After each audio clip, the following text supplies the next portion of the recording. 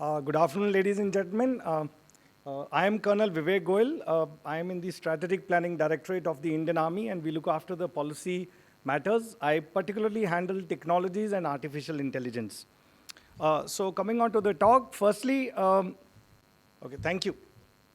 So firstly, I'll express my gratitude to both CENJOS and AICRA for giving us this opportunity to express the Indian Army views.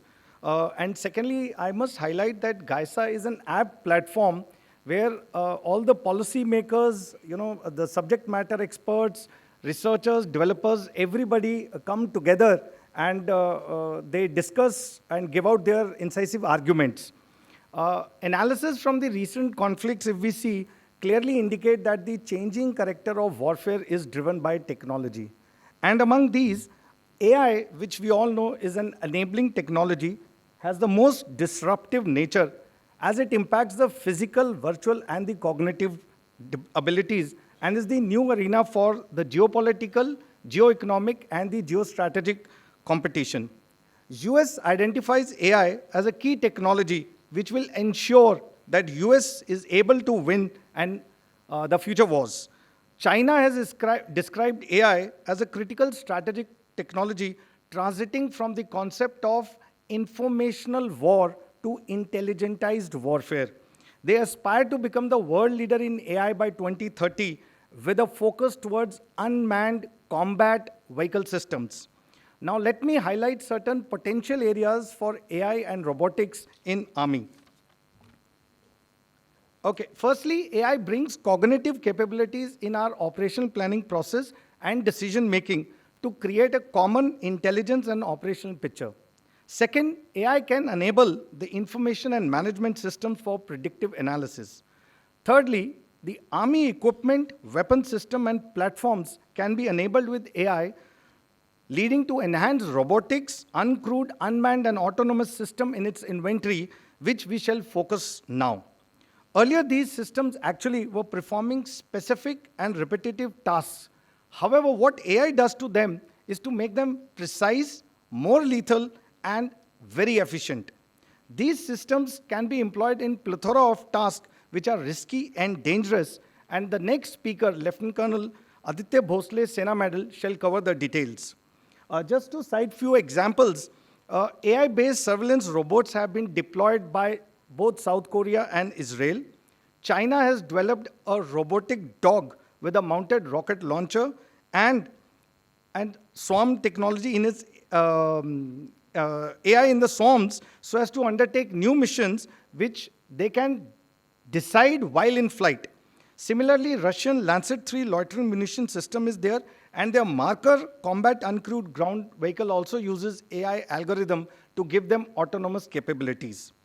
In times to come, these integrated centers and shooter capabilities would create lethal autonomous weapon system. We all know them as laws, which would independently identify and employ an onboard weapon system to engage and destroy the target. A robotic, unmanned, and autonomous system would have three categories of autonomy, that is human in the loop, on the loop, and out of the loop. These developments are leading to concepts like HMT, human-machine teaming, and MUMTs, that is manned, unmanned teams. We heard them in the morning.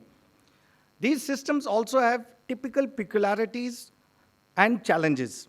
Now, for example, a very well successful commercial semi-autonomous and autonomous system would have been developed with reliable GPS, comprehensive terrain mapping, and up-to-date traffic and weather conditions and patterns. In contrast, an Army platform will have to operate in an unmapped area of the enemy, mostly navigate off the road, and generally in a very inclement weather. Now, this would also be subjected to the enemy jamming, so the communication links will be down. So these peculiarities are specific to Army, which we need to look at. Any commercial predictive analytics uses large historical data sets. However, in an Army, for a future event prediction, which we call it as a next best course of action, we may not have such large quantum of combat data sets, especially in a highly contested battle space. Similarly, civil and military safety standards and protocols are widely apart. A failure rate deemed acceptable for a civil AI application may be well beyond the tolerances in a combat environment and vice versa for a risk absorption. Moreover, integration with legacy equipment and systems, long gestation of an AI complex life cycles, copyrights, patent rights, IP rights are the other challenges which Army faces. Now, Army also has to guard against the concerns like speculative and hyped advances in technology, involuntary conflict escalation, psychological inacceptance by the troops, and dilemma between human intuition and machine action, accuracy, and the most spoken aspect of responsible and ethical AI. Now, these challenges and concerns notwithstanding, AI is a force enabler and a force multiplier. Let me now highlight the initiatives undertaken by the Indian Army. In line with the Government of India's national strategy for AI, Indian Army has its own policy document on leveraging AI in Indian Army, #AI in IA. Moreover, aligned to the national program on AI, Indian Army has evolved its own AI skill development roadmap for its personnel. We've also laid down a policy on responsible and ethical AI, as we know that while AI is transformative, it has to be made transparent and trusted, the fact which was highlighted by the Honorable Prime Minister during the GPA, that is the Global Partnership on AI Summit held at Delhi in December. For the adoption of AI, enhanced synergy with academia and industry remains the cornerstone of Indian Army's collaborative approach as well as building in-house capabilities.